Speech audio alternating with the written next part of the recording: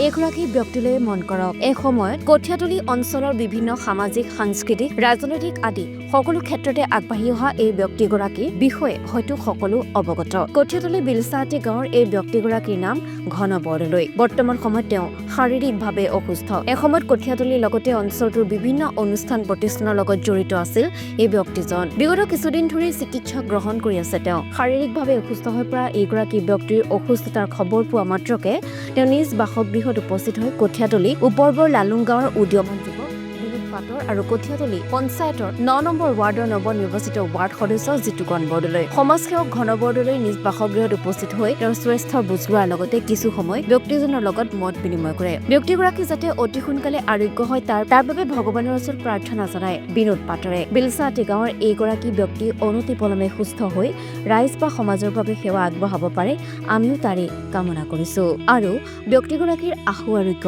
কামনা কৰিলো আৰু সন্মানীয় সমাজসেৱক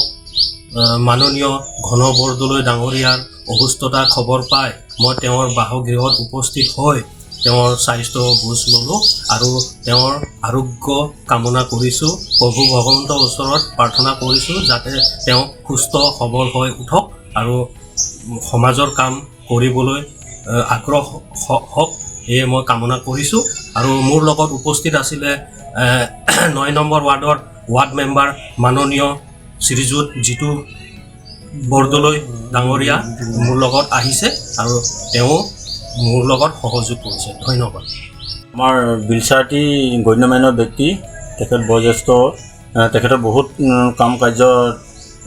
সহযোগ আছিলে আগত ৰাইজৰ হকে বহুত সংগঠনত কিবাকিনি ঢেৰ কামে বনাই সহযোগ কৰিছিলে গতিকে তেখেতৰ শৰীৰ অসুস্থৰ কাৰণে আমাৰ বিনোদ পাটৰ ডাঙৰীয়া আহি তেখেতৰ খবৰ খাতি লৈ